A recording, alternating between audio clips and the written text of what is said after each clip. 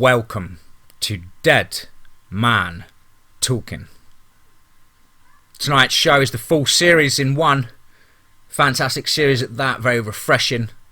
I hope you guys enjoyed this as much as I. Of course, please do let me know down below in the comments what you thought.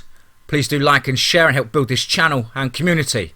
And don't forget to smash a hashtag TeamFEAR. Without further ado, let's get into tonight's story, entitled My Job Requires Me to Clean Up Roadkill and Hunt Cryptids. Part 1. Let's get straight into that.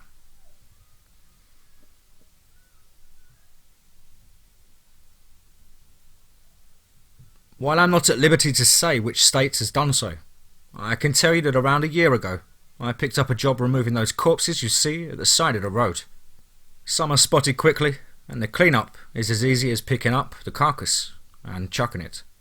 Sometimes a roadkill is left for days or hit by several cars, and these cases are a pain in the arse. A lot goes into making sure your kids don't break out crying on your 5-hour road trip when they see Bambi at the side of the road. The work is quiet and people don't bother you, and other than an intercom on my dashboard telling me where to go, I have little reason to talk to anyone. I just traverse the highways in my truck that looks eerily similar to what horror movies would have you expect someone in my profession to be driving. In life, you go through changes.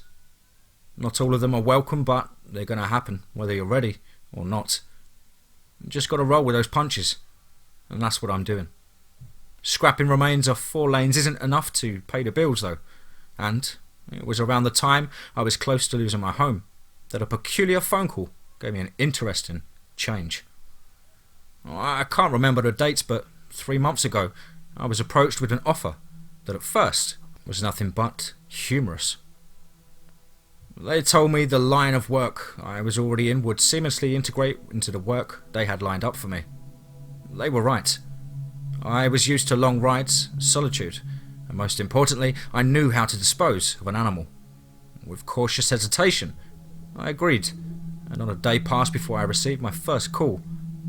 The encounter nearly made me quit on the spot, until I saw the pay. I could afford a nice shiny pickup truck, but I can't imagine the use of owning something like that and spraying the thing down every night. Besides, old Elvis has been keeping me company ever since I pulled my first animal remains off the black tar. Even more so, ever since my first night with that thing. I wised up and began to teach Elvis some new tricks. The truck ain't pretty on the outside, but it could outrace 80% of the cars I'd seen passing by me. There's no need for me to elaborate much on my time back then. I don't think either of my employers would be too keen on recounting all of that. Nor would they like what I'm doing now, but for the sake of the compilation, I'm writing my jobs down from now on.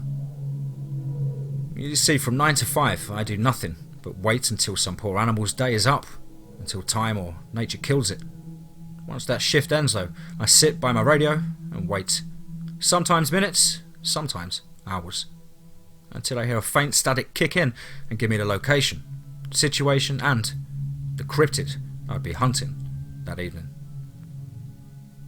You've no doubt heard stories of some of the cryptids you can come across. Some are even famous. For every cryptid you've heard of, there's 10 more waiting in the bushes. Those are the ones that I'm called to take care of. Not all of them are out to harm humans, and some can exist peacefully with the surrounding ecosystems.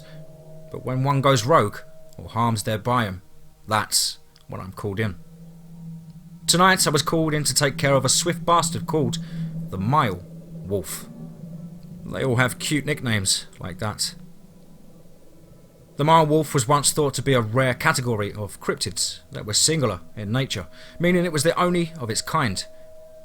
It wasn't until 2 attacks were sighted 10 miles apart in a time frame of 5 minutes. These things are fast, but not that fast. Thank God. They're agile and cunning, so when one is spotted, it becomes a priority. They attack humans for food and similarly for sport, and also feed on any species of wolf that happens to habitat the area. The attacks resemble that of a pack of wolves, with how vicious the claw and bite marks are. So, after receiving a call, I made my way to that cold storage where I kept any clean roadkill and pulled a deer from the freezer. Heavy bastard. I located the sighting on the map, some backwards car path that was primarily used by lost foreigners. It had one way in and out, making it a perfect road to plot a trap on. So that's what I did. Then, after gathering the necessary supplies, I chucked everything into the truck bed and took off. By the time I finally hit the road, the sun had long since left the sky, and it was approaching midnight. This is typically the best time for hunts. The fewer the people, the better, but if you wait too long, you risk the thing hauling up for the night. My wolves are very adept at making themselves invisible, and can even trick passing observers into thinking they're just witnessing a normal wolf. The male wolf gets its name from its body structure. If you were looking at it head on, all you would see is a very tall wolf. Its legs are thin and stretched, giving a malnourished appearance. Their height could dwarf the extinct dire wolves. I've heard of male wolves that have reached up to 6 feet in height. I'm thankful I've never seen one of those. The community is still split on whether or not male wolves have a hierarchy like regular packs do. If they do though. That 6-footer was no doubt the alpha. Their tall stature isn't their main feature. No, it gets weirder. The male wolf will rarely be seen from the side, but if you were to catch a glimpse, you would see a long, cylindrical, like stomach and chest. They've been compared to snakes and worms, but I see a stronger resemblance to ferrets. They can reach over 10 feet in length, and you can tell they're hungry. In the middle of their tube-like body is sagging. If that's something you manage to see, it's already too late for you. As I've said before, these suckers are fast. It doesn't matter if they're running away or towards you, they are faster. Their bodies allow them to slink through the forest as if they were made of water. If you wanted to kill one, you'd have to do so swiftly, but even that wouldn't be easy. For whatever reason, all these cryptids have accelerated healing, and the male wolf is among the worst of them.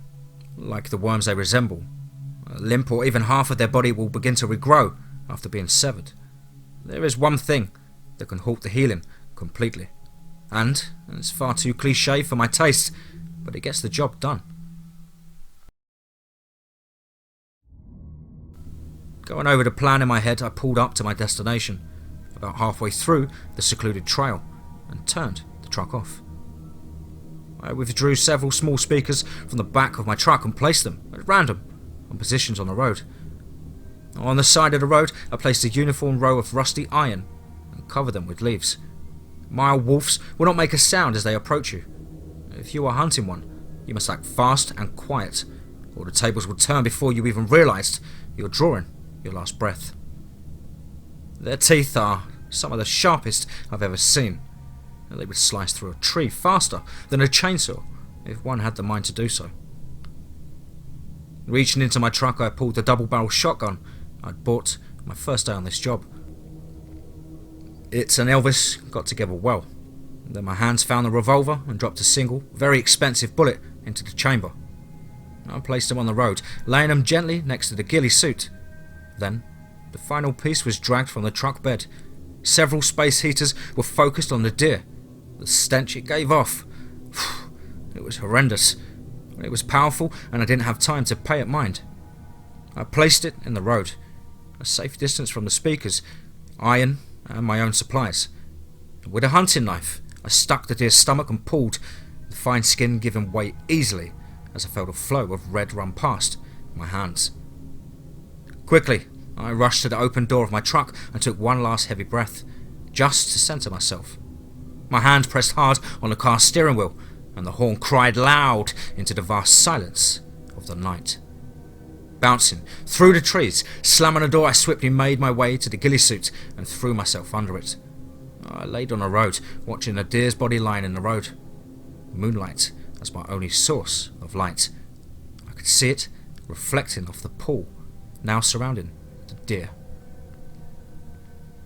My wolves are cautious. I had no doubts that it was sizing up the deer. I had no doubt it wanted the easy prey. Before I knew it, a shadow lunged onto the lifeless deer. Ugly sounds of gnawing, like ripping sheets of paper, could be heard coming from the mass of meat.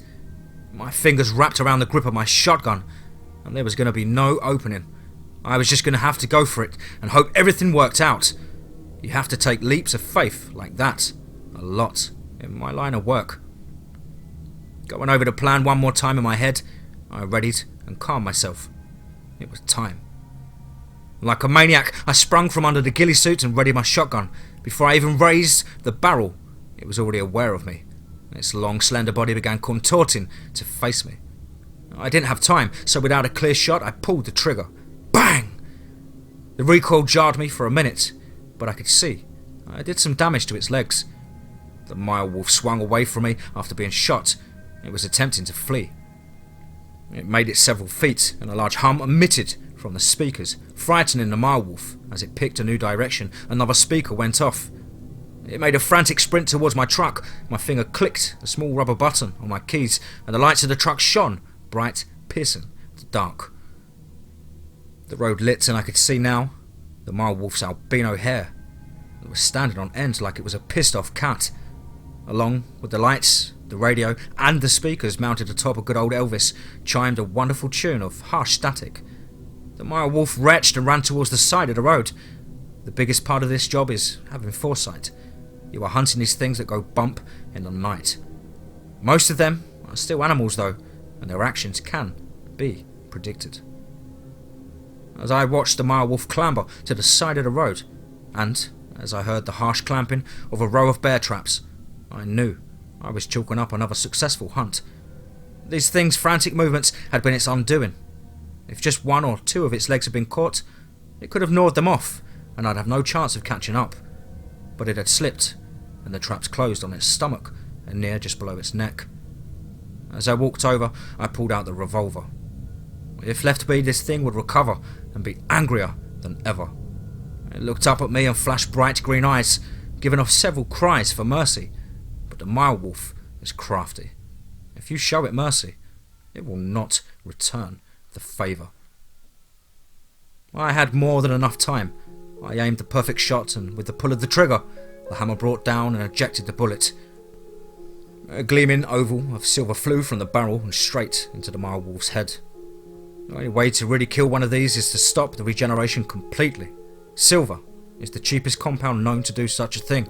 Still, it ain't cheap. The rest is no different from my morning job, just a little more intimate. I removed the traps and threw the corpse into the back of my truck, covering it with a ghillie suit. And after packing up my supplies, I hopped in and began the long drive home. I am tired, but I am alive, and there is a very long wolf hanging in the cold storage. I keep the cryptid bodies around for a while before burying them, because just like the roadkill, they have their purpose to serve.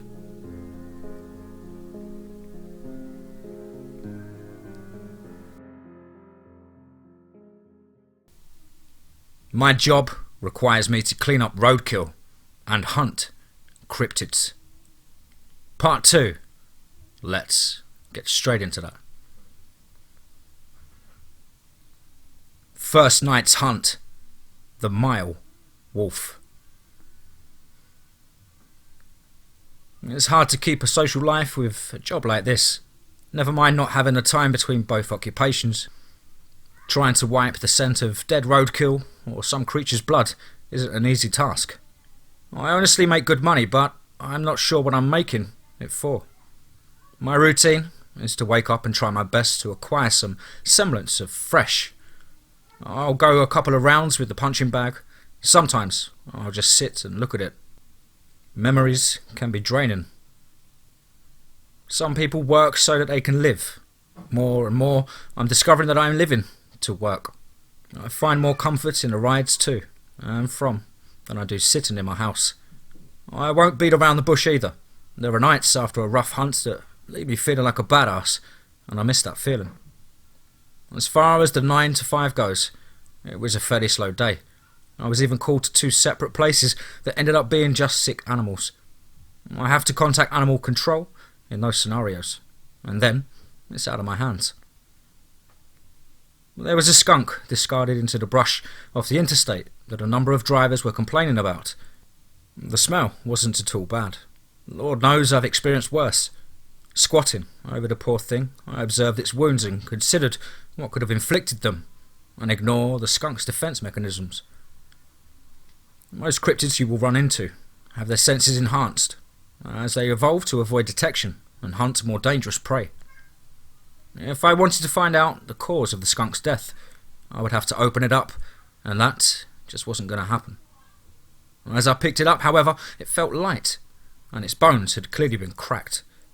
Throwing it into the truck bed, I thought of the colossal viper, a massive snake that is able to, through sheer muscle power, burrow underground. It's presumed to either lack the ability to smell or deny it has a repellent. It will constrict its prey and put its blood out using its fangs. The sheer strength of that thing would leave any animal broken. Wouldn't be too outlandish to assume I'd be getting a call about it in the near future. If it came as close as it did to civilization, it could be a problem. How would I deal with something like that monstrosity?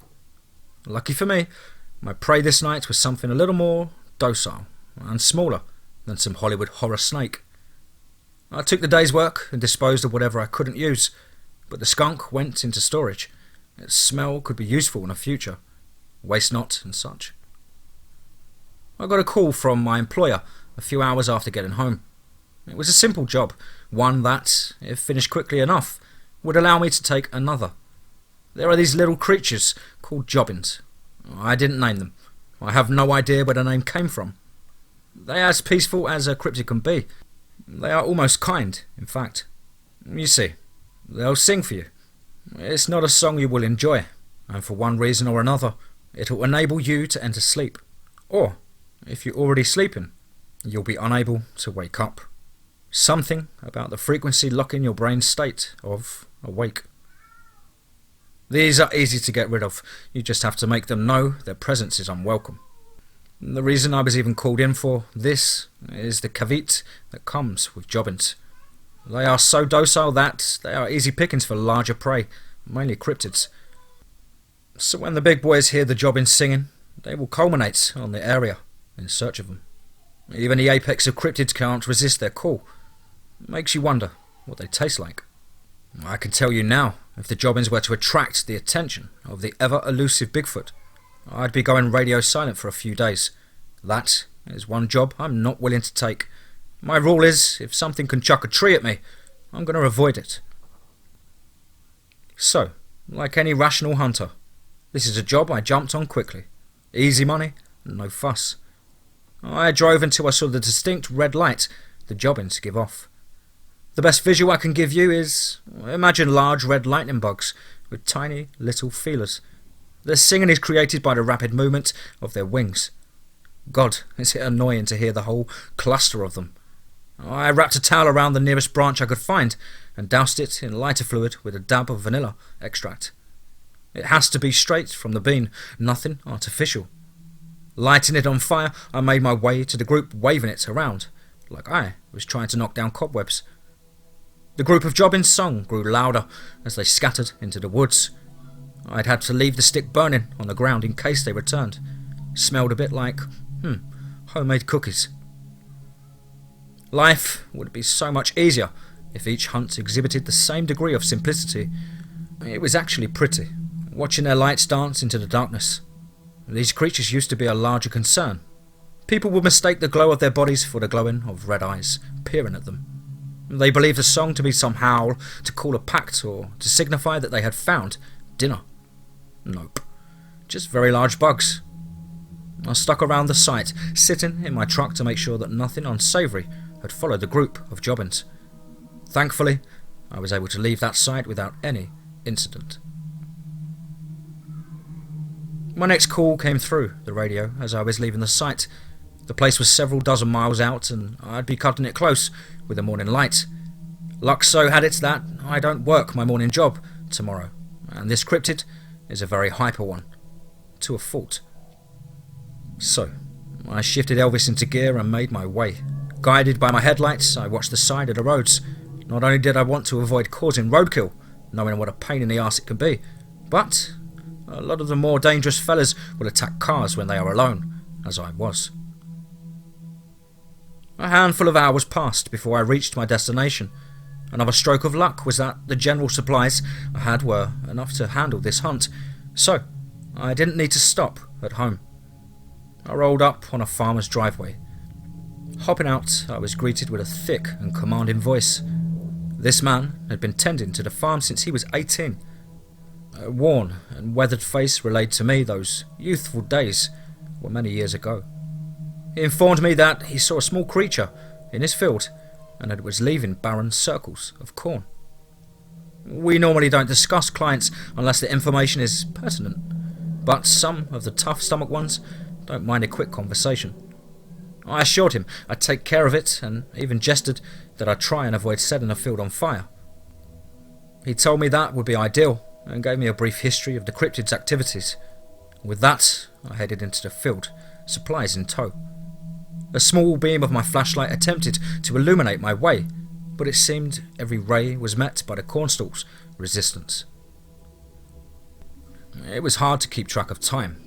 The field was so monotonous, and the sky was still so dark. I had at least a good 2 hours before sunlight. I was pleased to make such good timing. During my walk, I made sure to note the location of the clearings the farmer mentioned. After passing my third one, I heard a clicking sort of noise to my right. At this time, I slowed my pace and flicked my flashlight off. Brushing aside stalks of corn as gently as I possibly could, I closed in on the rapid click. It's the same noise you'd get smacking dominoes together. The noise wasn't incredibly loud, even as I stood just a few feet from it. I could see its faint outline through the obstructing vegetation. The furball was chewing away on a stalk of corn, devouring it from the bottom up. The less aggressive of cryptids tend to get names that lean towards cute. This is to sway the community's opinion on them. Things like jobbins, sugar creeps, and this here furball are typically herbivores. On rare occasions, however, a furball can become territorial if it finds a bountiful food source, like the one we are in. Even though I had become still, it halted its feeding and became aware of me. Furballs have an unparalleled sense of sight. Looking at me, the thing could see me just as clear as if the sun was directly above us. What all I could see was a tangle of outreaching thin tendrils that made up its hair. A furball. I could see the stalk of corn being clutched by its short, stick-like limbs. It wasn't going to take long before it lunged at me. Furballs are typically harmless, but this one had been terrorizing the livestock and the farmer's daily operations, not to mention ruining large plots of the crop by eating them. They aren't something I can just put a bullet into. Their bodies are 90% hair, even though the limbs are made from longer, harder fibres of hair. I'd only get one shot before it scurried off, and I wouldn't be able to trap it, like my last hunt. No, this one was going to be trying to chase me. Quickly, I flicked my flashlight in its direction to agitate it, and began to run away. I could hear the tumbling line of dominoes as its short legs paddled after me. Furballs are bundles of energy, just as much as they are fluff. Their movements are sporadic and unpredictable. Whenever it caught up, it would jump across my path and take a swing at my legs or get brazen and leap to my chest. I had to wince and ignore the slicing of flesh whenever it managed to land a hit on me. I was sure to wear something loose to snag its attacks. Foresight. It only came up to about my thighs with its height, so most of the strikes were around my ankle. It felt like running through an upset rosebush. I continued though. If I stopped, I'd get the worst of it for sure, so my arms and legs kept pumping and cool air pressing my wounds. Just when I thought my knees might buckle under the strain and minor blood loss, which I've never been good with, go figure, we came across a larger circular clearing where all the stalks had been ripped up and eaten for the furball's dangerously high metabolism. Reaching into the pocket of my blue jeans, I pulled out a pill bottle-sized cylinder of metal. My finger reached into the metal pin and pulled it loose. Straining my body as much as I could, I whipped the stun grenade high above the cornfield. I hoped it was far enough to avoid any ignition. Once thrown, I spun around and threw myself to the ground, burying my face in what was left of the cornstalks and putting my shirt over my eyes. Even with all of that, and my eyes squeezed tight, my eyelids still illuminated a bright pink and my ears still rang heavy from the blast. I'd be sure to apologise to the farmer for stirring his livestock. My issues were nothing compared to the furbal's hypersensitive eyesight. It would be rendered useless for a good while. When you have something as efficient as a furbal's eyes, you tend to lean on it. That and its energy was spent chasing, and it didn't have enough to even try stumbling away in some haphazard direction. The quickest and most painless way for me to kill it was by just letting it starve. They have to eat pretty consistently or their active metabolism shuts down in around 30 minutes and dissolves what little muscle mass they have. It sounds terrible, but it really is a quiet way for them to pass on, and if I have the choice, that's the one I'd go with. I've heard enough horror stories about hunters that like to play with their hunts, drag it out, but that's not who I am.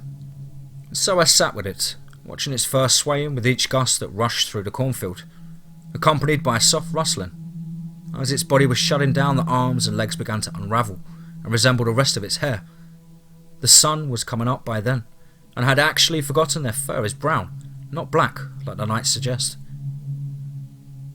When its body had given up searching for fuel, I watched its hair separate from form and drift into the morning's wind until nothing was left. Nothing but its eyes, the only part of the functioning body that wasn't in some manner made up of hair. I don't like killing most of the cryptids I come across. Hell, if there were more peaceful solutions, I would pursue them.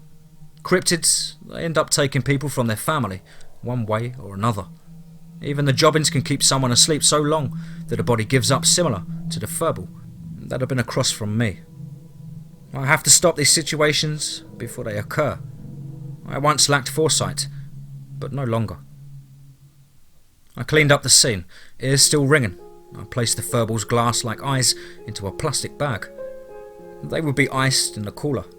Couldn't help but notice the clearing looking a damn lot like crop circles. Aliens. What a joke. Typing all these cryptids' names reminded me I haven't really introduced myself yet. My name is Jack.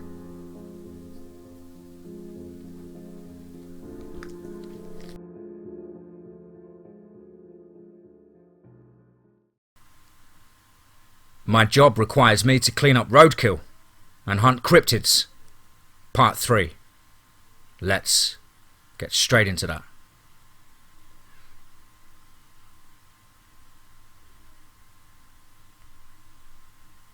Some cryptids are only classified as such for the sake of convenience. There are several categories you'll come across. Physical cryptids are your most common. That's where you'll get your mile wolves and your Loch Ness monsters. This category makes up the majority of my calls, but almost all of them can be killed with minimal contact. Then you have the intangible cryptids. You could technically call these ghosts, but they are just a subset of creatures that seem to exist without form. I've only ever had to deal with one of these. It was shortly after I first began this job. I was called to the suburbs to a nuclear family's ranch house. When I arrived, the scene looked like it was straight out of The Exorcist. All their belongings were thrown to the ground and parts of the walls were dented.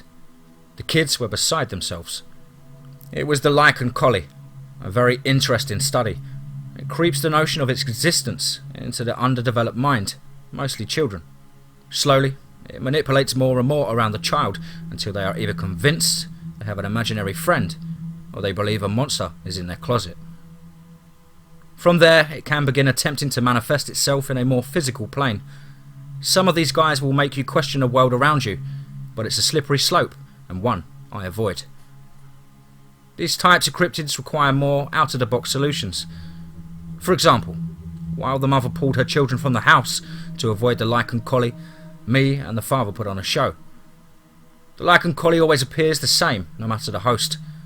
It shows itself initially as a yellow teddy bear, but as the child interacts with the lichen collie, the bear will stretch, its limbs contort in a sick attempt to imitate a human form, and its eyes sink deep into its plush skull. The bear's skin will turn from a bright, vibrant yellow to a dirty tan. Its fur will be matted and ripped off in patches. Before I arrived at the house, I had stitched together a bodysuit that resembled the lichen collie as much as I could. I'm no tailor, but it was enough. I pulled the suit on and walked by a few windows to show the children I was inside the house. I made my way to the front door and stepped out, doing my best impression of the thoughtless form I walked down the sidewalk. The children were crying and begging for their mother to run to them. Just as one of the children were about to take off, the father tackled me from behind and slammed me onto the pavement. I told him to sell it, but the bruise from hitting the sidewalk remained on my elbow for what felt like weeks. He spouted lines about how I would never scare his family again, and how I was going to jail for a very long time. The bear mask I had made was then pulled off, revealing my face to the children. Staring at the little girl, I could see the gears turning. The bear she had been seeing wasn't some psychic vampire. It was just some weirdo in a costume who was going to jail for the rest of his life. She was no longer convinced the lichen collie was anything more than that, and as such, it would vanish from her thoughts. Other cryptids act similarly to the lichen collie, but do so in a more of an immediate physical fashion. These are affliction cryptids. In this category are things like fast jackets, hornet doves, and the Calvia contaminant. Very few things can shut down an entire mile radius as the Calvia contaminant can, and that was the subject of my call tonight. For a rare night, I wasn't going to need much physical prowess to deal with this cryptid, so after I'd obsessively treated my wounds from furballs, and the furballs can be dirty little things, I started preparing for the hunt, although cleanse would be a more accurate word. The call had informed me that inner city had several blocks shut down and under quarantine. Victims were reporting advanced flu-like symptoms, and their skin was showing up signs of rapid decay at a cellular level. Sightings of the bizarre animal behaviour and appearance were also a cause for concern. Me and my employer knew that simply quarantining the area wouldn't suffice. All it would take is one rat slipping out to infect another area. I threw on a heavy hazmat suit and headed out. The more time I wasted, the more I risked a citywide infection. Like I said, Elvis can haul ass, and with me driving the roads as much as I do every day, I have a pretty good intuition on which ones I can press the pedal down on. Elvis roared down the side streets. I didn't bother checking the side of the road. If someone wanted to jump out at me, Elvis would be sure to take care of it. The bag of supplies resting on the passenger seat rattled and clanged with every bump Elvis took on. I don't normally venture too far into the city. I used to, though. Years ago, I would spend entire weekends just fooling around. That life is something I've had to leave far behind, and memories of it serve me little purpose, but at the very least I knew where I was going. I'd find the afflicted area shortly after entering the city. It wasn't hard to spot all the yellow tape and no entry signs littered around. I parked a few blocks away. Before leaving, I scrubbed the hell out of Elvis. He looked cleaner than the day I'd bought him. If there was even a hair of something that was once organic around the infection site, then I would probably just cause more problems than solve. The place was in complete shutdown. Even the street lights had been turned off. The city must have blacked out part of its grid, which was smart. Sounds and lights can attract things like insects, things the Calvia contaminant absolutely love. Carefully, I made my way from building to building, trying to find the source of the contaminant. This affliction cryptid works similarly to the hive mind of bees. If it weren't for that, it'd probably be an extinction level cryptid running rampant from state to state. Unfortunately, there is no known cure other than shutting down the hive mind before it takes too many victims. The source will send out a mist of spores that will attach to any organic life and start to absorb it for energy. That will then be converted into more spores. The whole quarantine zone had a thick green hue to it, as though I was swimming through a swamp water. I could see the semi-intelligent spores swirling from house to house as I was. They were looking for a meal. The Calvia contaminant was aware of my presence as the cloud grew ever so thick around me. The spores were looking for any imperfection in the suit. I could hear rats and other small critters scurrying about. I came across one such rat convulsing in the corner of a shut-down minimart. Its skin was being eaten away in several spots, revealing its bones and inner workings. Each hole was outlined by an almost neon green light. As the contaminant eats its way, it glows from the energy it receives. This, however, was not the host, so I moved on. Buildings were either completely vacant or had small animals I would have to stop and observe. If they were small enough, I could just move on, but anything that could host the membrane would have to be examined. This includes getting really up close and personal with the inflicted and cutting it open to get a good look. Or, if the decay was severe enough, I could just tell from a glance that nothing abnormal was inside. I knew people were sick and on the verge of death, so I tried to hurry, but something as simple as tripping up or snagging my suit on a loose nail would cause the whole hunt to be a bust. After a few blocks had been clear, I was convinced I had missed something or just wasn't thorough enough with what I did come across. I only had a few hours left. I figured I could clear them and just double back. I found something rather unexpected. The decaying body of another cryptid was being converted to energy. It was just laying on the sidewalk. Another male wolf laid at my feet, this one smaller than the last by at least a foot. I cursed myself for not bringing my revolver from my truck so I could give this thing a swift death, or a death at all. Until I cleared the contaminant source, this one would have to suffer the waging war of its regeneration and the Calvier's feeding process. At least the virus didn't latch onto the male wolf. The Calvier contaminant has a nasty habit of making its epicenter host somewhat immortal. As I stood observing the male wolf, not wanting to get too close in case it had enough energy to spring up and attack the nearest piece of meat, I heard a familiar clacking in the street behind me. Slowly, I turned to face what I swiftly knew to be the epicenter host. The large adult buck before me stood with a vapour of green spores pluming from its wounds. The buck stared at me like I had my high beams on, its ears twitching at every scuff I made moving forward. I had no idea how I was expected to handle something so massive and powerful, let alone get to the source inside it. I could just barely see it as I carefully approached the buck.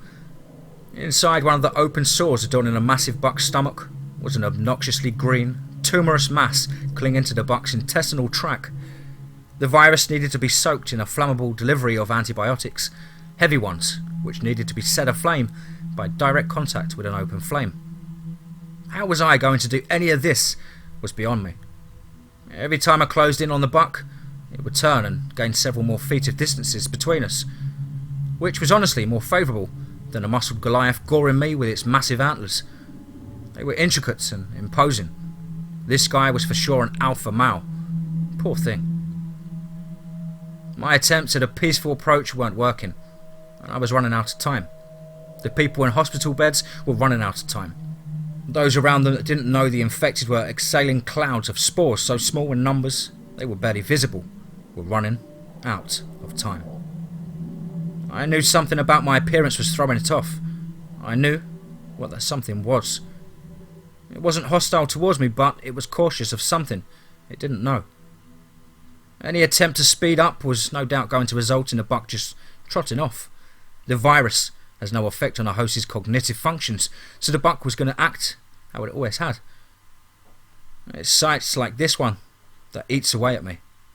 Such a proud and strong member of the ecosystem was reduced to nothing but a carrier.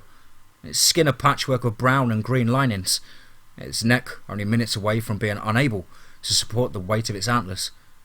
Sometimes, on this job, you have to forsake every safety measure you have built up.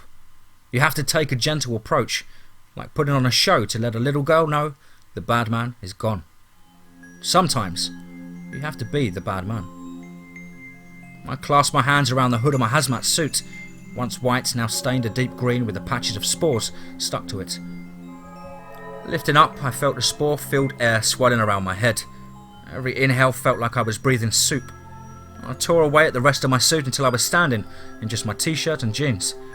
The virus was now in me, filling every organ and pore the spores could wriggle their way into. It was warm, and within moments the spores would begin feeding. Luckily, the lining of a human organ is tough for them to get through, so I had a little time before irreversible damage could occur. Cautiously stepping forward with an outstretched arm, I closed the gap between me and patient zero. Its body made the motions to turn, but with a few clicks, like I was calling a cat, I acquired its attention until I could see my reflection in its eyes. Gently, I brushed what patches of intact fur I could find until the buck was motionless.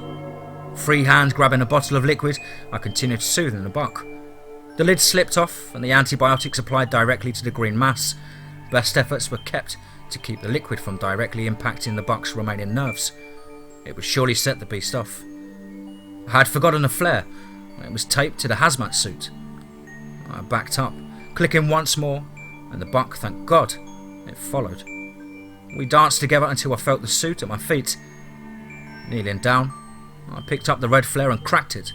A bright red cast its light on me and the buck, and then the light disappeared as it was being shoved onto the Calvier contaminant.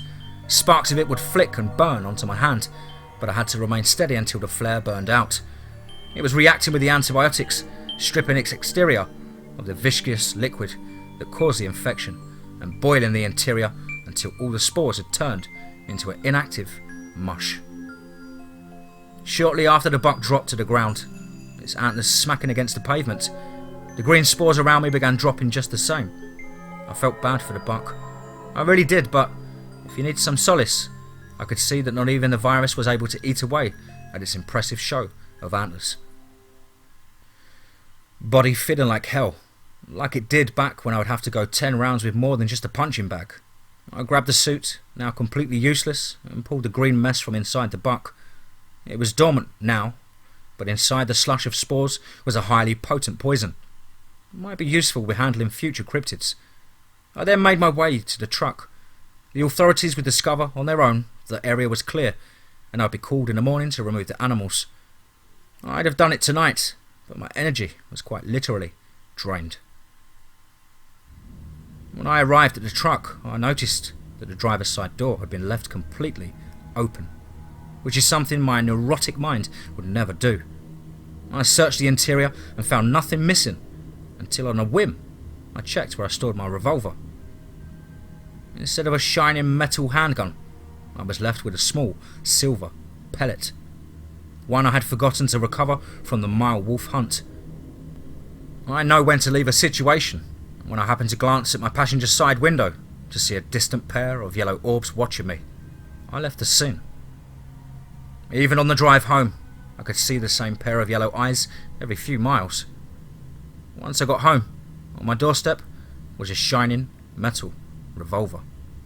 Or as I now see it, a warning.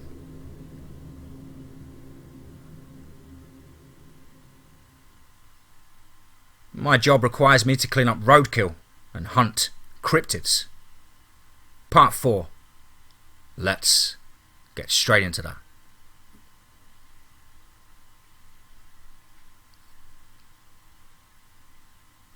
Despite having work in the morning, after jotting down the events of last night, I spent a good amount of time just holding a revolver and twisting the silver between my fingers. I went over my ever-expanding knowledge of cryptids to try and decipher what could be sending a message to me. In the time I've been working, not once has the work followed me home. Animals don't tend to hold grudges, and while cryptids' behaviour can be unique, I've never heard of something like this. Not only was the culprit smart enough to target me specifically, but it must have been watching me for a while. It also had to have a ridiculous amount of speed or have an alternative mode of transportation. Intangible cryptids are capable of disappearing and reappears, but are typically bound to one area. Between the time I parked and the time I returned to my truck last night, maybe something like around the speed of a mile wolf could cover the distance. Big, maybe. Lost in my thoughts, I failed to notice the sun creeping through my window, so my biggest threat tonight was a complete lack of sleep. The telephone ringing nearly threw me off my chair, but I was pleasantly surprised to discover some other poor soul was going to have to clean up what was left of the contaminants mess. Hopefully, the mile wolf didn't decide to stick around. I would be on a highway patrol, which was a godsend. I drove from spot to spot, doing the usual. Except this time around, I was sceptical of every vehicle that followed me around too many turns. I kept pulling over just to see if they would drive past me, and they all did. Around halfway through my shift, I stopped into a diner to grab a quick cup of coffee. I'd need several to stay awake. As I was sitting at the table, a waitress walked over to me and placed a cup of coffee down and a plate stacked with pancakes. When she noticed the bewildered look on my face, she mentioned that someone had covered the bill for me. I questioned her, but she didn't get a good look at him, only remarking the man had told her that I'd been through a long night.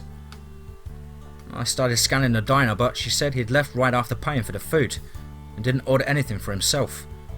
Against my better judgment, I obeyed the rumble from my abdomen and ate the pancakes. Whoever this man was, he was trying to send a message. If he wanted to kill me, he knew where I lived. At least I know it's not some cryptid. Maybe he was at the Calvier site and saw me pull in. Did he orchestrate the infection? To what ends would someone take out several blocks of life like that? The alarm on my phone alerted me when my break was done, and I quickly poured the coffee down my throat. A tingling burn went all the way to my chest. The train of thought had to end there. A decent haul of bodies went by without any more issues, and then my shift was over. I had just enough time to head home and take a power nap, keeping a radio next to my head. I drifted off to the static. The universe took some form of mercy on me, and I didn't get a call for another 3 hours.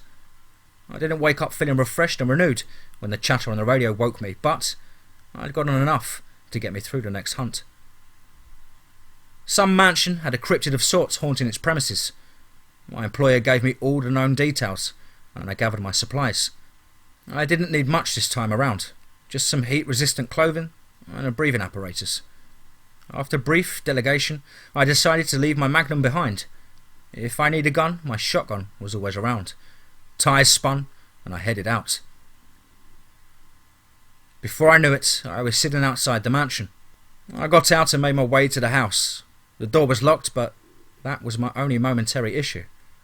Walking inside felt like I stepped into a furnace. Only moments after entering, I was sweating. My grip on my shotgun felt loose and beads of sweat ran between my palm and the gun. I could see a decent amount of the house from where I was standing, and what I needed to find wasn't on the ground floor.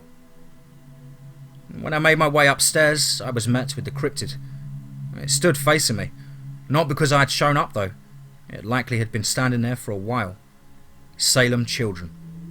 It wouldn't attack me, but if I stayed in the heat it generated for too long, I might as well have fallen victim to a house fire.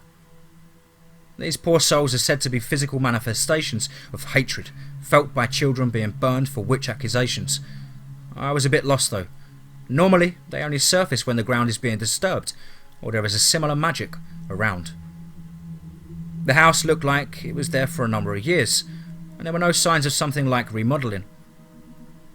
The Salem child and I locked eyes for a few moments. Its eyes are nearly hypnotic.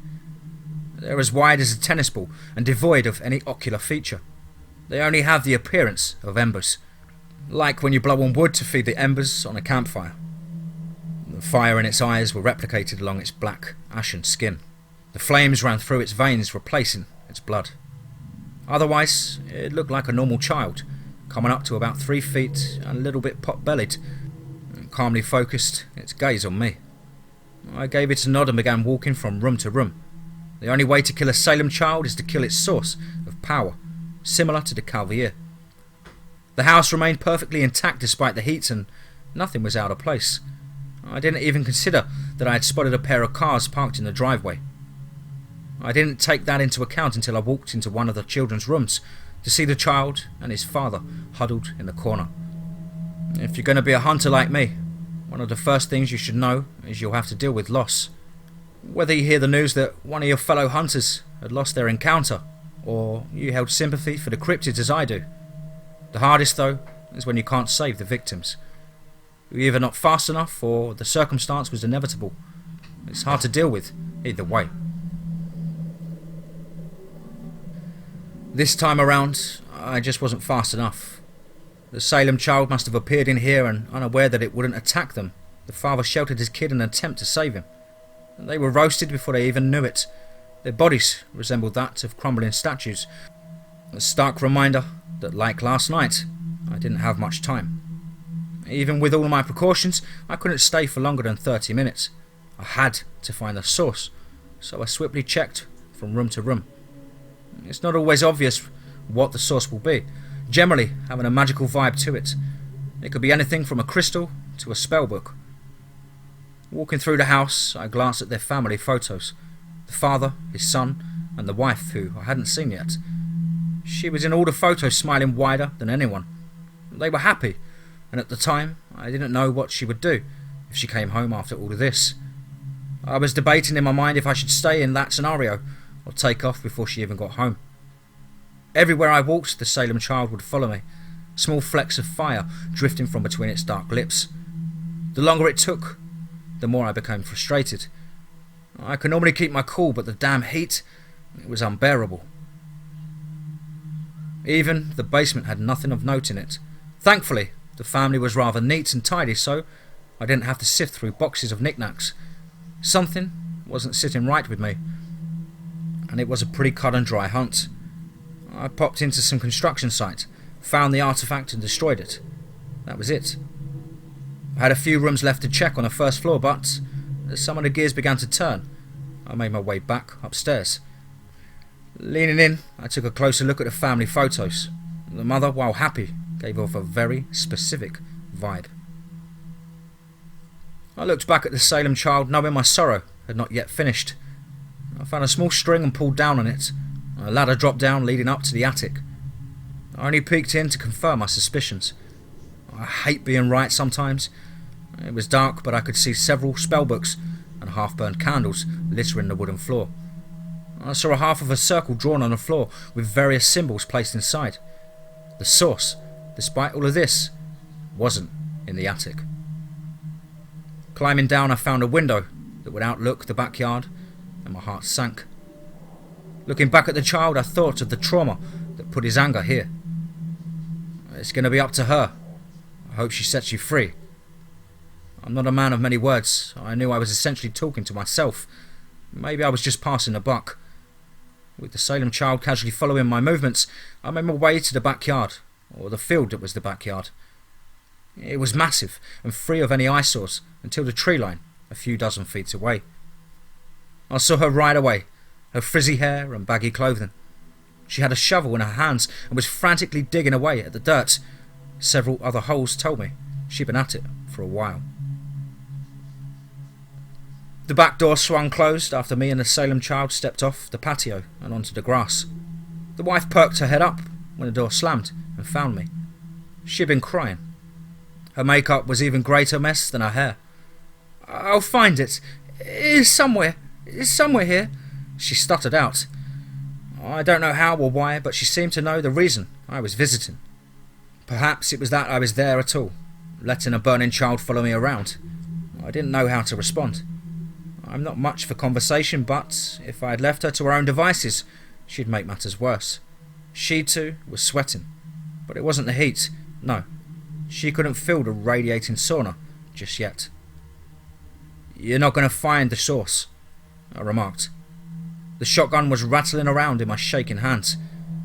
"Because it's you," I stated before she could retort. She had been practicing magic and had the unfortunate mishap of practicing it near the buried bodies of a child that had been burned alive when humans were still learning about the oddities of the world. To my surprise, and I suppose relief, she became somber and calm. The three of us stood in a silence until I bent over, placing the shotgun onto the grass. There was one more exchange of glances when I walked away from the two of them. There was a pit in my throat as I walked towards Elvis. The door swung open and I sat inside, listening to the quiet the night had to offer. My fingers grasped on a small golden ring hanging around my chest. Knuckles turning white, I tried to sink my feelings down as far as I could. I'll tell you this because I want you to know how important it is to remain as human as possible, even when the chips are down. The night was silent for what felt like forever, and just as I was worried the Salem child was going to run rampant, or that I was going to have to do something unspeakable, a loud crack of gunfire interrupted my thoughts, and the tears welled up in my eyes. It took many long breaths in and out to stop myself from rocking back and forth because I still had a job to do. I once again left my truck and paced my way around the house to the backyard. I couldn't bring myself to look at her. I avoided it as much as possible, scooping up the Salem child whose heating had now dissipated, the furnace in his eyes going out. His face was now just a black outline against the night. I'd leave the shotgun with her. It was too close. And when the police find her, at least they'll have a rational cause of death. Relieved to see that while I was away my truck hadn't been messed with, I loaded everything up and placed the child gently onto the bench sheet, wrapped in blankets. It felt wrong just to throw him in the truck bed like a roadkill. I turned the truck on, pulled away from the house and left the whole scene behind, all while ignoring the bright yellow eyes I'd seen hiding in the tree line. I just wasn't in the mood for anything else. The road back was long, lonely, and it smelled far too much like ash. I took it upon myself after getting home to dig a grave for the child and placed him inside, not just for his sake, but for the family as well. I was never under the impression that I was going to save every soul that I came across, but it never fails to get under my skin. I'm far too tired, physically and emotionally, to go over anything else, and I just want to get to sleep. I hope you all sleep well.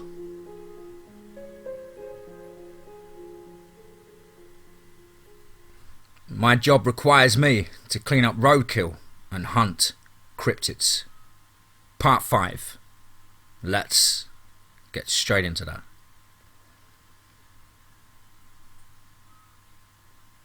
I'll admit, last night was a rough one for me. Losing something like that reminds me of why I started all of this in the first place. After writing down what I'd gone through during the Salem child hunt, I received news that I would be sent as backup tonight. In my line of business, backup is a corporate way of telling us the last hunter failed and we were expected to clean up. More often than not, failure is death.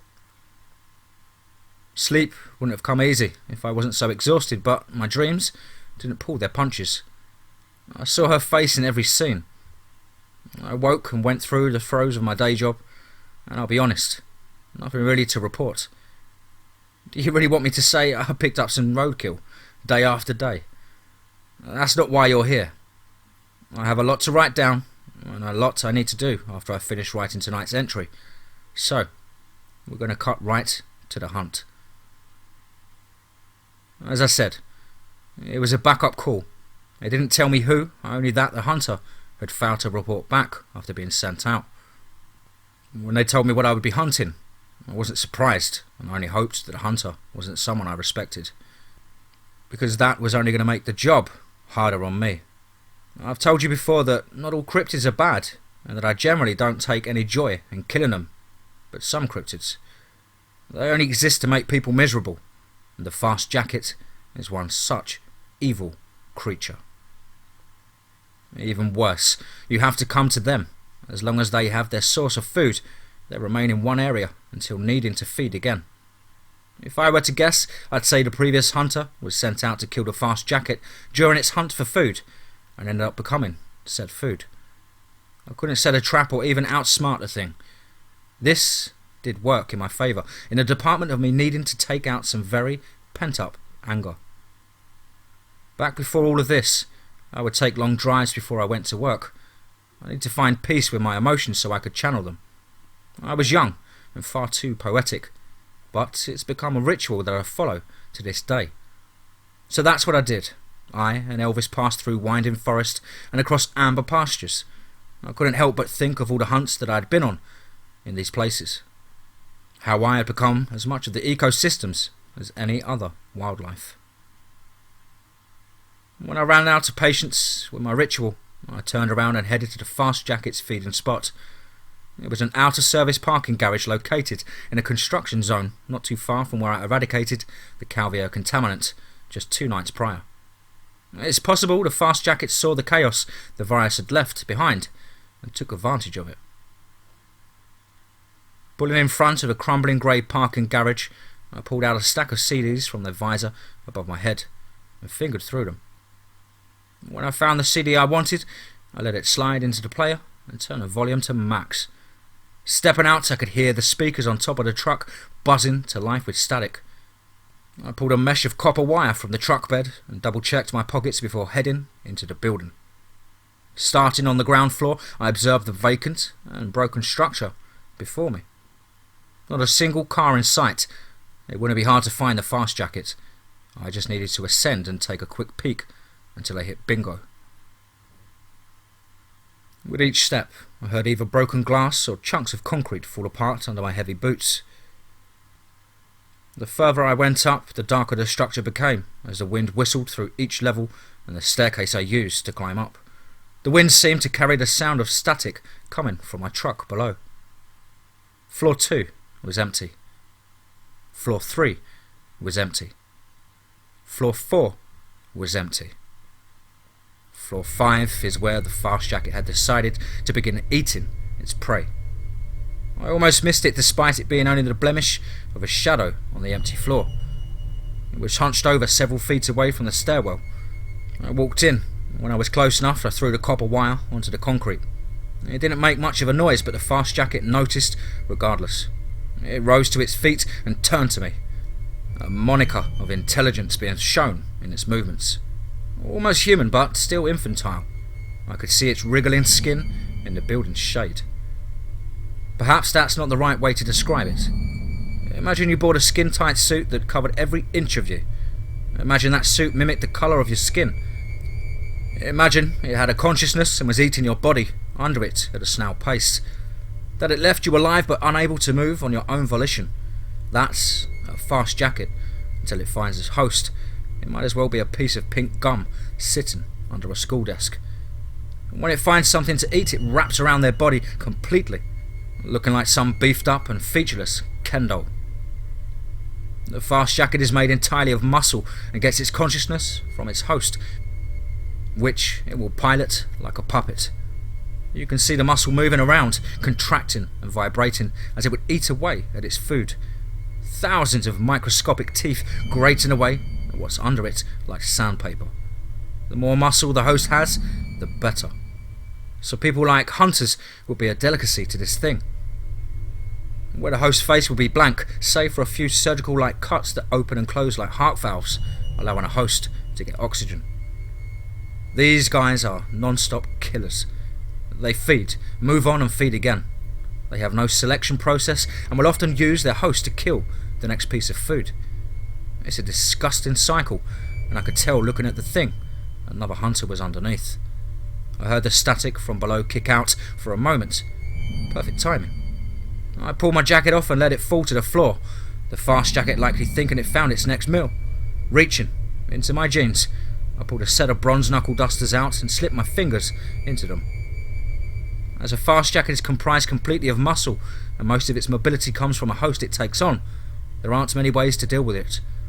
Bullets seem largely ineffective as the skin constricts when shot and the bullets simply don't pierce. Bronze, however, burns the damn thing. A mixture of pressure and bronze will singe its flesh and deprive its ability to puppet the body if enough of it is applied, that is. The fast jacket making its way, walking in a half circle to avoid the wire I had dropped. And then it started. A familiar song started to play from my radio speakers. I closed my eyes and just for a moment I could hear the roaring crowd. I was back 5 years, if only for a brief moment. Are there other ways to deal with a fast jacket? Sure. I knew of a few. Is this how I chose to do it anyway? Yes. Almost by muscle memory, I closed my fist and put my arms up guarding my chest, knees bucked, and my stance widened. With my entrance song cascading into the building, the fast jacket lunged forward and took a swing at me, aggressive things they are. My head and chest lowered in response until I was under the thing's attack. 2 swift jabs, once from each arm, fired out like pistons. It had been so long, I was surprised my body remembered how to do this. The bronze left a burn mark on it, and a small trail of smoke lifted from each impact point. It reacted and stumbled back from me, which is a superb way to lose your footing, especially if you're just piloting a human. My footwork, just as I had many times before, quickly closed the distance it created.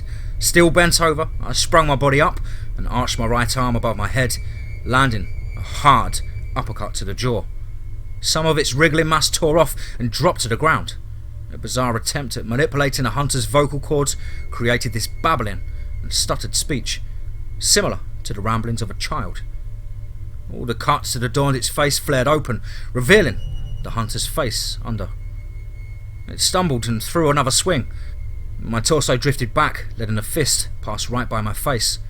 Altering my momentum, I shot forward and plunged a right hook straight into its face, throwing it to the floor.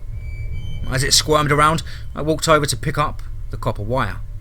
I could feel its presence as I bent over, looming over me. It had gotten up far faster than I had expected. Before I could react, it lifted its toes into my stomach, nearly smacking my ribcage, whose bones would have surely busted. I got too cocky. Perhaps that was ingrained in my muscles from back then too. Locked away under all concussions and broken bones. I moved swiftly to get back into the stance, but my favour was returned, and I felt a hard blow to my face. I could hear my nose giving way under the pressure, an all too familiar crack. My back hit the ropes. It hit concrete. It started throwing hands at me like a desperate drunk, but a drunk that was much stronger than me. Blows landed hard all over my body, and I could taste a pool of dark red iron building up around my tongue. I kept my arms up as best as I could, but the thing was too unpredictable. I remembered what my team would say to me in these situations. Something stupid like, "If you're not down on the mat, you're not out." I pulled forward and wrapped my arms around its arm, squeezing as hard as I could, and pushed away from the pillar.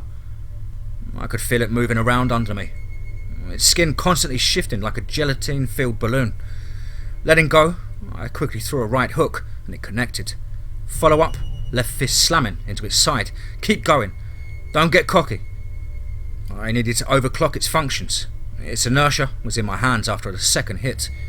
It wouldn't know how to back off or switch things up. If I kept hitting, I was in control. Fuck this thing. My body became a machine, bobbing and weaving, arms like pistons throwing out shot after shot, each one as powerful as the last. I wouldn't notice how much the knuckles were ripping up my skin until afterward.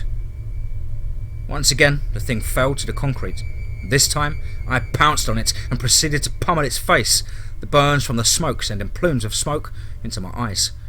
My song was long over, and the fight was long over. With all my aggression out, I stood up and returned to the wire. With it, I wrapped the fast jacket up.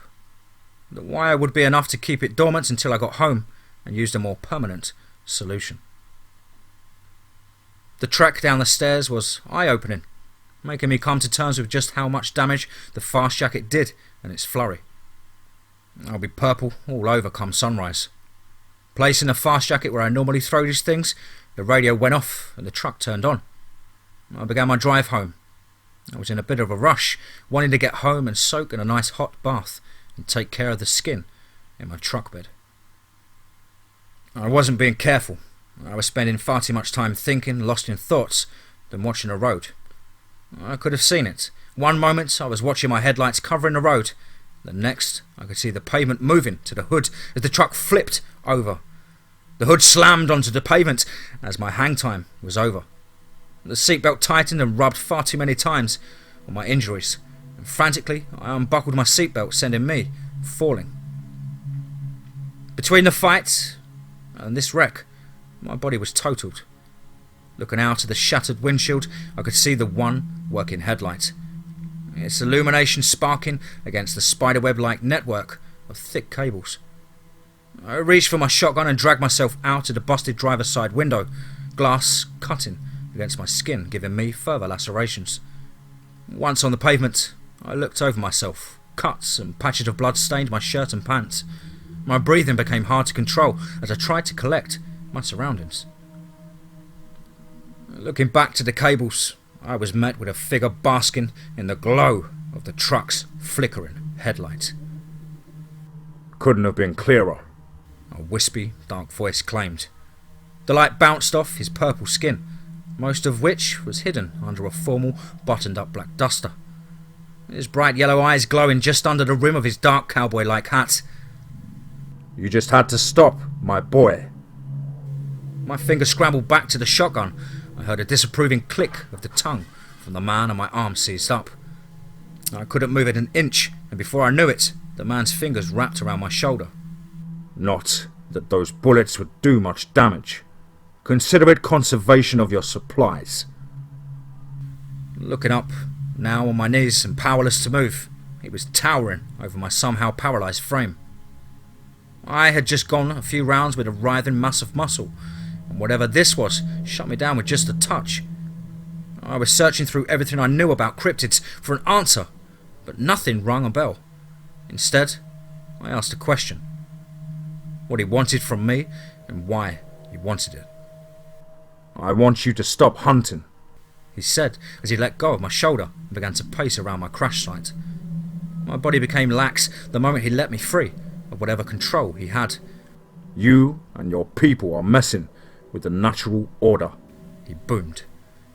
A layer of rage was bubbling just under his calm demeanour.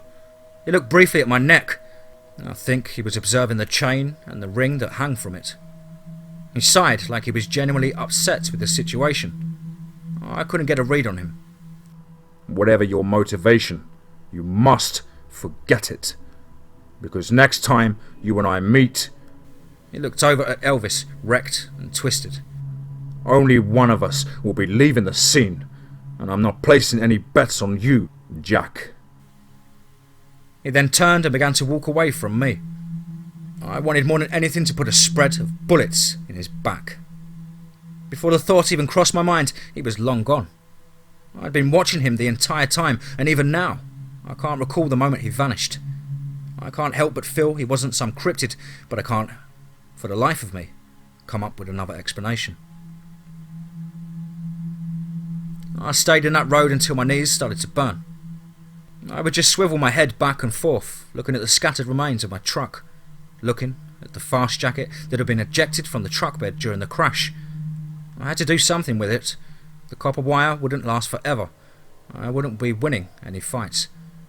I dragged myself to my feet and hopped over to the creature. Grabbing its feet, I started pulling. The wire scraped against the pavement for the last half a mile that it took to get home. My body reacted like I'd been hiking an entire week straight. Every effort to drag the fast jacket another foot was met with a painful resistance. I did make it home, when the fast jacket made it into cold storage where its feeding would be frozen until I could properly take care of it. I'm writing to you now, and I don't know what to do. I want to tell myself that, on a good day, I could take the purple man down. That's what I'm calling him. The trap he had set was a show of intelligence, capability and power. He wanted me to know how many leagues above me he was. I want to get back out there and hunt the things that prey on innocence. But if my next hunt is my last, is there any point? Will he even let me leave the house tomorrow? I want to be able to keep talking to you folks, but as I stare out of my back window, I see two graves. Two different parts of my life are now buried back there, and right now, I can't return to either one of them. Not without losing more. I called a tow truck, and they went down and picked up Elvis as best they could. I'm tending to my wounds as best I can right now as well. I've gone through nearly an entire bottle of rubbing alcohol and a few bottles of harder alcohol. I was under the impression I was the type that lives to work. So what am I if I am unable to get back out there? The roadkill job is fine, but at the end of the day, it's empty. Knowing I was helping people in some capacity, even if they never knew. Knowing I was at least giving these creatures a quiet way out, well, most of them, was a surreal feeling. It was a good run, but I'm beaten. I'm sorry guys, I'm done. Good night, goodbye, Jack.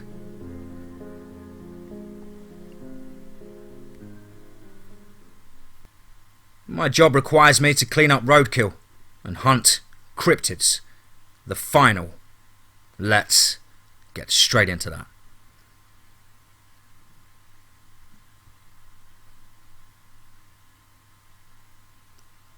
If you're not down on the mat, you're not out. I spent a good long time thinking after I wrote my last entry, and it's morning now. Feels weird writing this so early. Normally the sun is either long gone or it's just coming up. I didn't sleep much. It seems to be a running theme lately. I sat in my yard for a good long while. I sat and talked with her. I remembered the pain, how it didn't compare to the bruises I suffered. Most cryptids aren't out to hurt people, but when they do, I'm called in. I started doing this to help others escape my pains. My emotions have settled, and while it's not the most rational thought that I could have entered my mind, I was knocked down. My back was on the mat, and the 10 count was ringing in my ear. I still have one last push in me, because the purple man isn't going to just stop at me. He'll move on to other hunters and beat them into submission, or outright kill them. I wasn't just giving up a lifestyle. If I decided to stop, I was putting others at risk. I spent so much time hunting down cryptids, learning their ins and outs, what to avoid and what to exploit.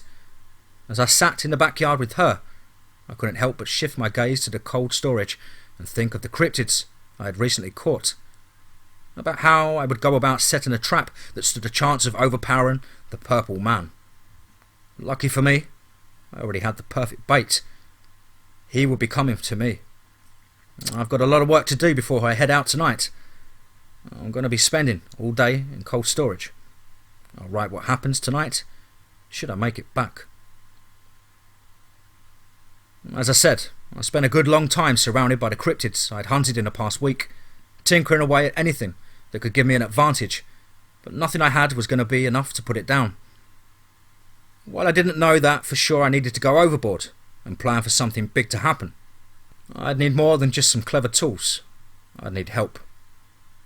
I pulled a dusty blue tarp away from the motorcycle that had been sitting dormant since I started my roadkill work.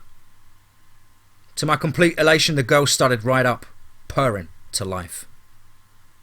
The gear I had prepared wasn't heavy or troublesome, apart from the small speaker and microphone I had strung to my back.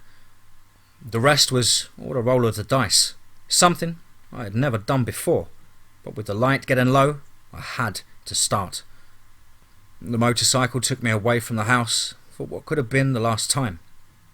I drove for miles before coming across them again, a roaming group of jobbins deep enough into the woods that their red lights were barely visible from the road.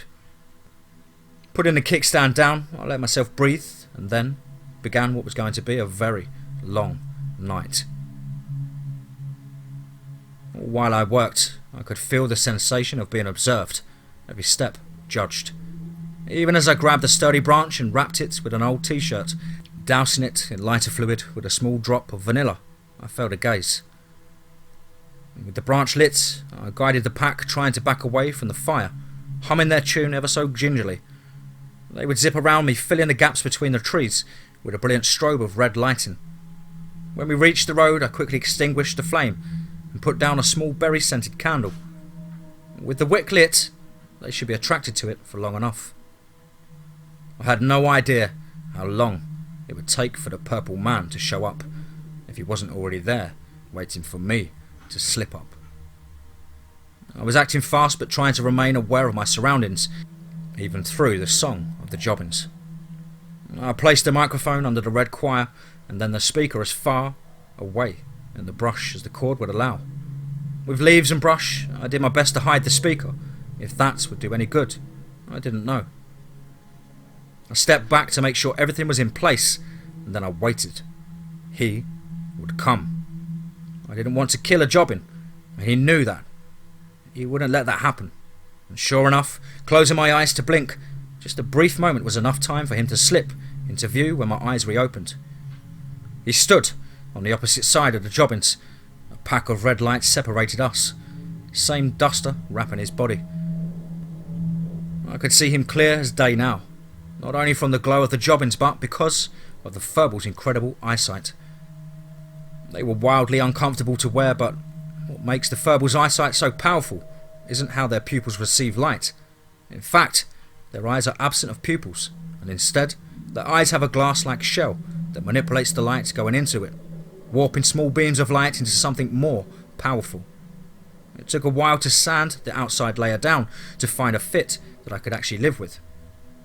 It was actually the hardest process of the night, So with the layer of glass twisting and amplifying light sources, and my pupil receiving its generous billow of light, the purple man stood before me, clear as day.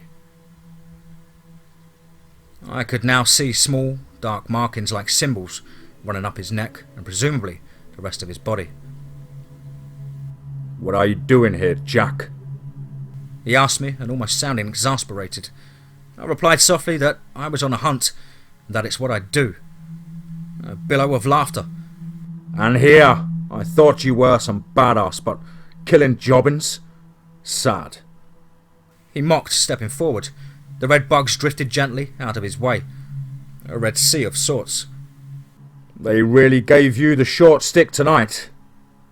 The grin he had plastered on his face quickly shifted when I told him that my hunt tonight wasn't for the jobbins, and that I wasn't here on business. A curious eyebrow pushed his dark hat up ever so slightly. Alright, Jack, if that's how it's gonna be. He drifted out of my vision and back again, placing his open palm onto my shoulder. I felt his clawed fingers pushing me down, a familiar feeling of my body disobeying my orders to stand. My knees smacked against the road, and we were just as it was the night before. Except the road was much cleaner, and I hadn't fallen into his trap. He had fallen into mine. With all the strength I could manage, I pushed a small syringe into my skin. My mind drifted into thoughts about how it felt plunging my shovel into the dirt I had just moved a couple of days ago. How it felt to pull the Salem child from his grave. It filled me with shame to have defiled his grave, but with my thumb pressing on the syringe plunger, shame was replaced with fire. The Salem child's blood would burn under his skin until he decayed in his grave. The burning blood coursed through my veins. A noticeable glow began to wrap around my body. The purple man took curious notice. What are you? His question interrupted, and my hand clasped around his wrist. I couldn't control the viscous and angry growl that shook my body, spitting blood to the road. Blood that had been swelling around from the chunk I took out of my lip. The pain of the burning blood introduced to my body was a white, hot intensity that I had never felt before. Nothing before compared to the pain rushing through my body. Focusing solely on the pain, as I had hoped I was able to override whatever the purple man did to shut me down. My movements were jagged and stuttered, but I was able to raise myself up to the purple man's eye level. We locked a glare, and his face contorted to something like a child who'd received a new plaything. The word incredible mumbled out from behind his shark-like teeth. He pulled his other arm up and levelled his fingers, making a sort of spear with his hand. He plunged his spear-like hand hard into my chest. When he was met with resistance, when he didn't make it, even through my new jacket's leather-like exterior, he scoffed. I needed to dissect the fast jackets anyways. I used a knife coated in bronze to perform a crude autopsy and free the man underneath, who was unfortunately long gone. When I removed the fast jackets completely, I had taken note that where my bronze made contact, the fast jacket's body had burned and became a rough, dark leather.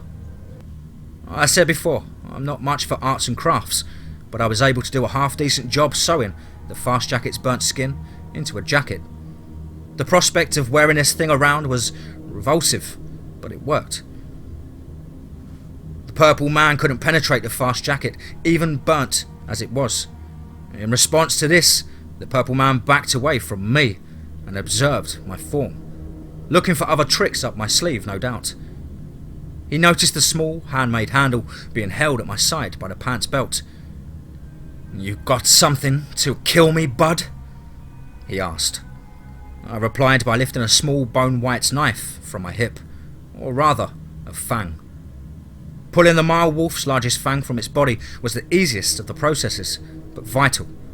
Their teeth can pierce and rip apart just about anything, and if bullets or pellets weren't going to do the job, the fang would get it done. Out of my left pocket, I retrieved a small vial full of green liquid.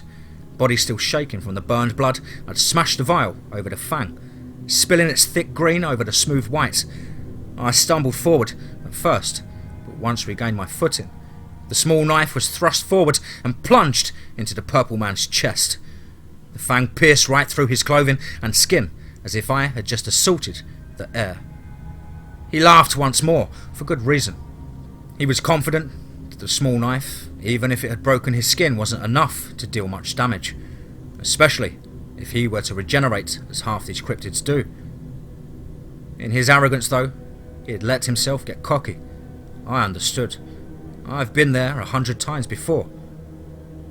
The fang only served as a delivery method. As the fang made its way into the purple man's interior, drops of the green liquid also made their way in. Once it is doused in antibiotics and burned, the caliver's contaminant becomes a dormant virus and loses the ability to spread spores as its insides are dissolved into a paste. If the mass is kept on ice, said paste will not be toxic, but as it heats up, it begins to reactivate. Still an incredibly potent virus, but the only way to become infected would be to ingest the virus, or have it introduced to your body's inner workings. The purple man caught wind quickly, and the virus was heating up inside his body and attacking everything it could. He snarled at me. The first time he seemed more beast than man, but it wasn't enough. I knew it wasn't, even as I watched him drop to his knees, clutching feverishly at his chest. I knew there wasn't anything alone I could do to kill him. His body was fighting the virus, and it was winning. In a short time, it was in him. I could see that he was becoming calmer, and I didn't have long. If I tried cutting his head off, or anything of the sorts, I would simply run out of time. My jacket protected my torso, and did it well, but my head and legs wouldn't be so lucky. The jobbins had started to migrate away, the candle's wick becoming black and bare, but they were still close enough. With all the anguish the burning blood had distilled in me, I hobbled over to the speaker hiding in the brush, and with a click of the button, the microphone picked up on the jobbin's song and amplified it. The song spread out like a shockwave, filling the forest around us with the most irritating hum. As the purple man continued in the clutches of the virus, slowly winning it over, I walked over to my motorcycle and started it up. The purr was drowned out completely by the song I and the purple man were wrapped in. I had no idea what this man was, and while I intended to look into it more, I knew he wasn't the top of the food chain. With all his snark and his passive attitude, sometimes you just can't beat out pure, pound for pound strength. It wasn't the hum of the bike's motor that was rumbling the road beneath my feet. The purple man felt it too. I could see it in his eyes as I took one more glance. They were almost pleading, not for him, for me. Even in the lavish darkness of defeat, he wept for me. It's too late. Nothing I or he could do would turn back time on what was about to occur. There is a very important rule that I broke tonight, and by all accounts, I shouldn't be typing this now. If something can throw a tree at you, don't fuck with it.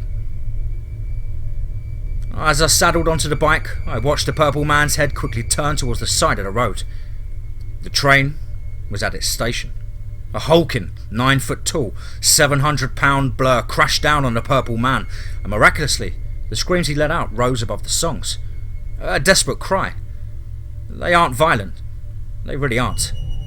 And when you turn what's normally a sign of nearby food into an ear-piercing siren call, however, they might go a little bit ape. I wanted to watch what the hair-plastered behemoth would do to the purple man, but if I waited around too long, I'd fall victim as well. I had enough of being that. Taking a quick U-turn, I looked back to see, through the furbal's lens, a massive fist, big as a boulder, mercilessly slamming the purple man's head into the pavement, the ground vibrating with every strike. That was enough for me. I drove as fast as I could away from the scene, thankful the song was masking my motor. I wouldn't have to worry about the clean-up. The big man would smash the speaker and likely use the purple man for food, though it wouldn't be much. I'd never been that close to one before. Its brown hair was surprisingly kempt. Shame I didn't get to see its face, but that's for the best. It didn't see mine either. I didn't need to piss it off more than I already had, if that was possible. I'm home now, safe for the time being. I removed my jackets and contacts. I put all the items away in cold storage, safe for the poison. I wanted to bury them, but I might need them again. You have to have that kind of foresight in this line of work. I'll be spending a good amount of time slowly letting the burning blood pour from me, so my body can replace it with a less painful red. I don't know what to do next. I think maybe I'm going to take a break.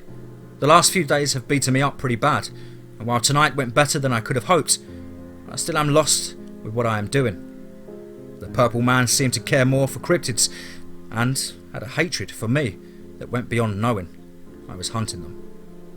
Like he was angry at the whole system, not to mention the markings in his skin. A shame I won't be able to retrieve his body now that I think about it. I apologise if you guys expected more from me. Maybe there will be. I'm taking a vacation from all of this and going somewhere nice and warm for a while. There are things I need to look into, and if I discover anything interesting, I'll be sure to contact the lot of you. Thank you for the support and interest in my line of work. You were all part of what reminded me of what it means to lose something, and how important it is to protect what you still have. I buried the Salem child once again, next to my wife just as before. I loved her, and it's hard to admit, but there was once a time I wasn't able to protect her. I didn't know how to bring it up to you guys. I didn't think it was information that even needed to be. Well, anyways, I became what I am because something took her from me. Something I didn't understand at the time. I wish the man I am now was able to be there for her back then, but I wasn't. I figured if I'm leaving you guys for a while, I should tell you that at least she always told me I needed to take a break every now and then. And so here's to you, baby. Elise V. Isaacs. My Elvis.